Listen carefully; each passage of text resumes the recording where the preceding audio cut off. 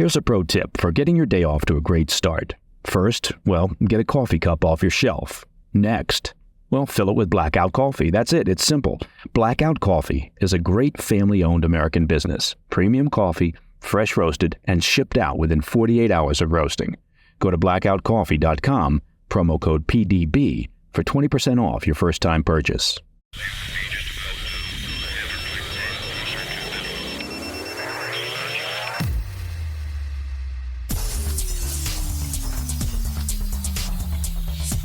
It's Friday, 28 June. Welcome to the PDB Afternoon Bulletin. I'm Mike Baker, your eyes and ears on the world stage.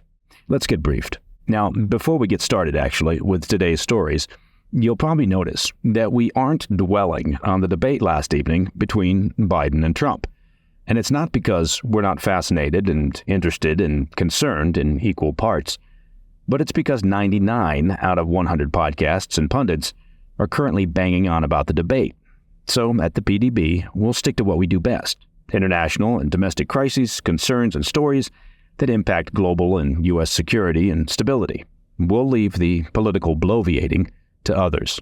All right, first, in what would be a major shift of Israeli policy and a boon for leaders in Kyiv, the U.S. is in talks to send Patriot air defense systems currently on loan to Israel to the front lines of Ukraine. We'll dive into the implications for both Israel and Ukraine and why the deal may ultimately fall through. Also, in response to the recent flurry of developments regarding Iran's nuclear program, the U.S. has issued a fresh round of sanctions targeting the regime's oil trade. We'll discuss their impact and why Israeli Prime Minister Netanyahu is warning that Iran's aggression won't stop with Israel. But first, our afternoon spotlight. The U.S. is getting increasingly creative in their efforts to get more air defenses to Ukraine's front lines in the face of Russia's ongoing aggression. And now, it looks like the Pentagon might get an assist from Israel that could have wide-reaching implications for Jerusalem's delicate relationship with Moscow. The U.S. and Israeli governments have been quietly holding discussions about sending up to 8 Patriot air defense systems currently on loan to Israel to Ukraine, a move that would essentially triple Kyiv's air defense arsenal. That's according to an exclusive report from the Financial Times. Israel, which has had the Patriot batteries for more than 30 years, announced in April that they would be retiring the equipment in favor of more advanced technology. U.S. officials immediately seized on the opportunity and began talks about transferring the batteries to the battlefields of Ukraine. As we've regularly discussed on the PDB, leaders in Kyiv have been pleading for months for more air defense systems as they struggle to defend their skies from Russia's aerial bombardments. But Patriot systems are scarce in the U.S. arsenal, with only 14 deployed worldwide. They're also an expensive piece of hardware. Each Patriot battery costs roughly $1 billion. That's billion with a B. And missiles go for about $4 million a pop. Ukraine is currently believed to have only 4 Patriot batteries, 2 of which are on loan from European allies. If they can get their hands on the 8 retired Patriot batteries from Israel, Kyiv would dramatically increase their air defense capabilities and deal a major blow to the Russian military, which has so far leveraged Kyiv's lack of air defenses to target their cities and energy infrastructure. Now, there are some major hurdles to clear before such a deal goes through, and the first is Israel's very delicate relationship with Russia. While Israel has condemned Putin's invasion of Ukraine, Jerusalem has so far declined to send weapons or aid to Ukraine out of concern that it would disrupt their current understanding with leaders in Moscow. That understanding revolves around Syria, where Russia, which is allied with the Assad regime, currently allows the Israeli Air Force to conduct operations against Iranian-backed adversaries in the region. The war in Ukraine, however, reportedly changed the Israeli calculus as Russia began cozying up to Israel's top adversary, Iran. Basically, Iran and, of course, North Korea started looking much more attractive, alluring even, to Putin once he started to need to replenish his military warehouses with munitions, drones, missiles, and other resources.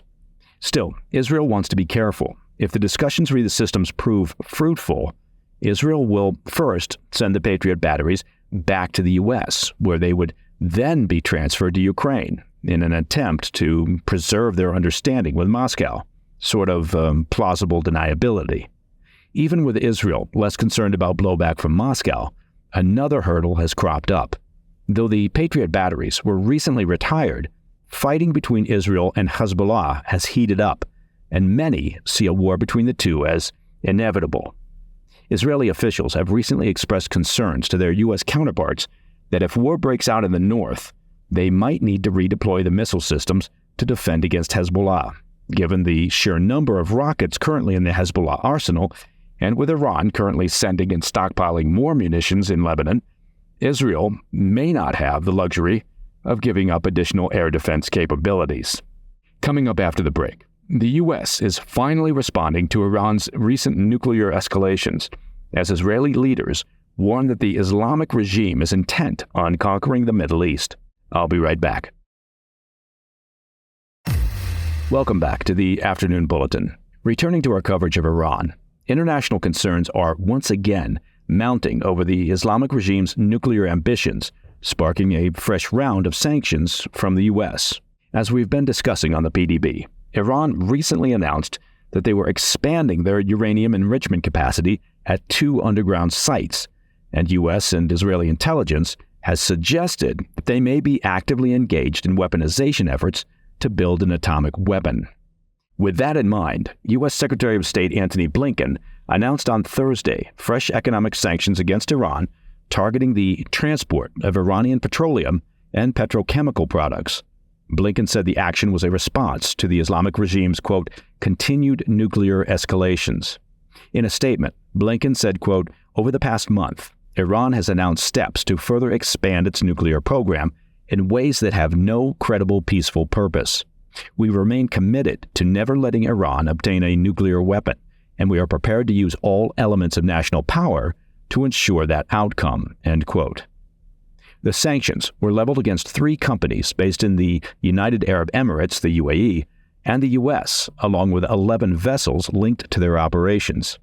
Officials say the companies have been aiding in Iran's trade of oil, bypassing existing sanctions meant to squeeze the regime's petroleum profits. The sanctions came as Israeli Prime Minister Netanyahu issued a fresh warning to the international community regarding the serious threat that Iran poses to the current international order.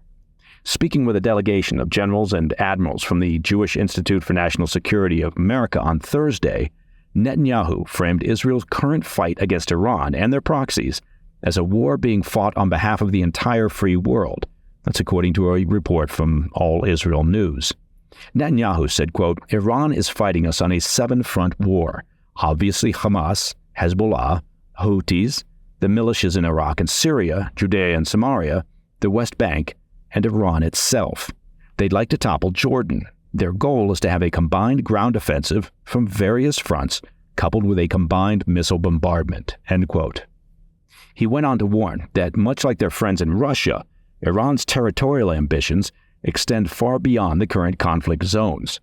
While he emphasized the need to deal with Hamas first, Netanyahu warned that Iran's broader goal is to use their network or axis of proxies to establish total regional dominance in the Middle East.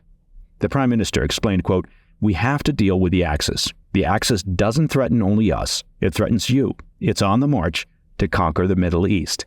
That means actually conquer. Conquer Saudi Arabia, conquer the Arabian Peninsula. It's just a question of time, end quote.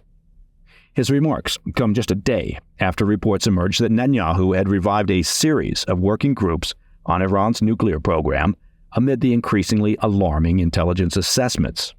As we discussed earlier on the PDB, anonymous Israeli officials told Axios this week that there are significant concerns within the intelligence community that Iran could seek to build an atomic bomb sometime before the next U.S. president takes office. And look at that. We're back where we started with today's afternoon bulletin, mentioning the U.S. presidents and who might sit in the Oval Office for the next 4 years. It's like the circle of life. And that, my friends, is the PDB Afternoon Bulletin for Friday, 28 June. If you have any questions or comments, please reach out to me at pdb@thefirsttv.com. And if you're jonesing for an ad-free experience, be sure to check out our premium membership at pdbpremium.com. It's that simple. Not to mention, which means I'm about to mention, every Friday evening at 10 p.m., you'll find a new episode of our PDB Situation Report on the First TV. It's also available over the weekend on our YouTube channel, at President's Daily Brief, and of course, wherever you get your podcast stuff. This week, we're talking Hezbollah, Iran, and Israel's escalating conflict with both, as well as ISIS smuggling networks and the less than secure U.S. southern border, and what that could mean for U.S. national and public security. We've got great guests, news, and insight. All we're lacking, really, is a house band, and we're currently auditioning for that gig. I'm Mike Baker, and I'll be back over the weekend with the PDB Situation Report. Until then, stay informed, stay safe, stay cool.